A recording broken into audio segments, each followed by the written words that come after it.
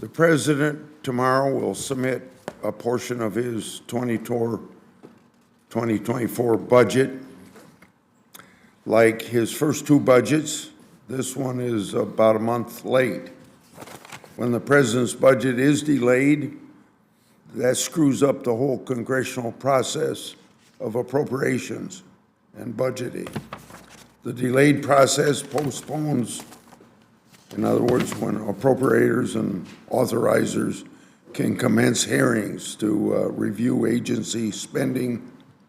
It also delays the Finance Committee's review of whatever the budget contains in regard to tax law changes. In fairness to the President, Congress doesn't follow its own process. Last year, Congress didn't adopt a budget, nor did the majority attempt to write one. Not one appropriation bill was reported out of committee, and Congress didn't complete appropriations until December 23rd with an irresponsible way to go ahead spending nearly $2 trillion. Adopting a budget was once considered an essential part of good governance. Now it's barely an afterthought. Between 1981 and 2000, Congress adopted a budget every year but one. Individual appropriation bills were also regularly debated and amended on the Senate floor. We didn't sit around twiddling our thumbs until December. Since 2008, we've adopted a budget only 8 times. Moreover, we've only debated one or more individual appropriation bills on the Senate floor 5 times. The American people deserve better from this legislative body. What's most concerning is that our budget and appropriation process has deteriorated. So has our fiscal outlook. Where deficits averaged 2 7/10% of our economy between 1974 and 2000, they've averaged 4 8/10% since 2001, and deficits only grow larger moving forward. According to CBO, over the next 10 years, deficits will consistently exceed levels once reserved solely for periods of global war or recession. To top it all off, in 6 years, our public debt will exceed 106% of our economy, a level we've only previously exceeded one time, and that was at the end of World War II. Needless to say, things must change. Unfortunately, President Biden and Senate leadership are uninterested in getting back to regular order or addressing our dire fiscal outlook. I remember the days in the Senate when we would come in at 10 o'clock Monday morning and go home for the weekend about 4 o'clock on Friday.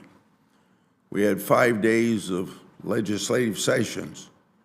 Now we quite regularly come in with one vote after 3 o'clock on Monday, work a full day Tuesday and Wednesday, part of a day Thursday, and you can't get much done when you're in session 2.5 days a week.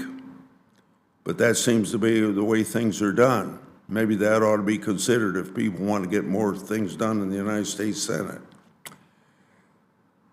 In addition, President Biden has refused to engage Speaker McCarthy in negotiations to reduce our unsustainable debt and deficit. In the Senate, we've been in session for 2 months with the majority offering no legislative agenda. What's more, this light work schedule begs the question of what we'll have time to accomplish.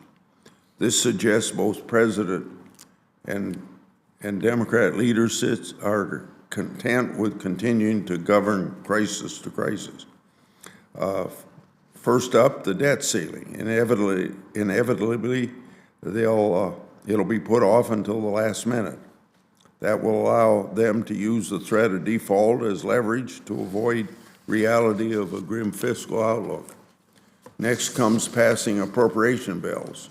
in the final weeks of December, this time presenting members with the dilemma of either voting for a multi-trillion-dollar spending bill that they haven't read or causing a government shutdown. Neither is acceptable.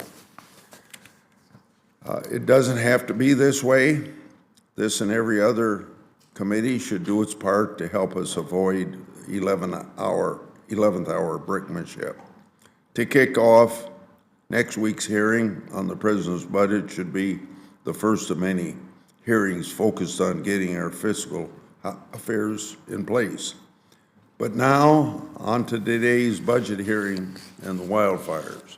First, it's important to note that forest fires are a natural part of succession and are essential to ecological health.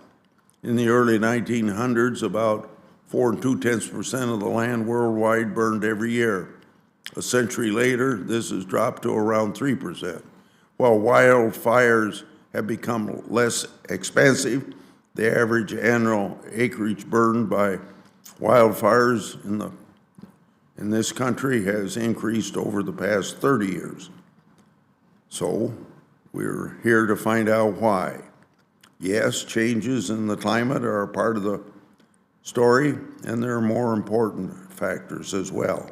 It's high time that we start listening to forestry experts on the root causes of current trends that we're experiencing.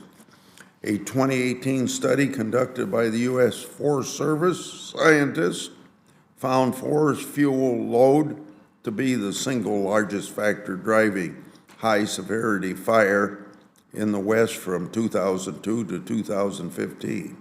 Fuel load accounted for 53% of the average relative influence. In comparison, climate change accounted for 14%, according to these scientists. Few understand the need for better forest management more so than one of our people today, Dr. Morgan Varner. He's joining us virtually from Tallahassee. He's dedicated his career to fire management. He's the one witness who actually managed forests. He currently works for Tall Timbers and conducting prescribed burns in Florida, and previously led a team in Washington State. I also look forward to hearing the perspective of Nick Loris, an economist who will speak to the economic impact of wildfires and the regulatory hurdles impeding effective forest management. Thank you, Mr. Chairman.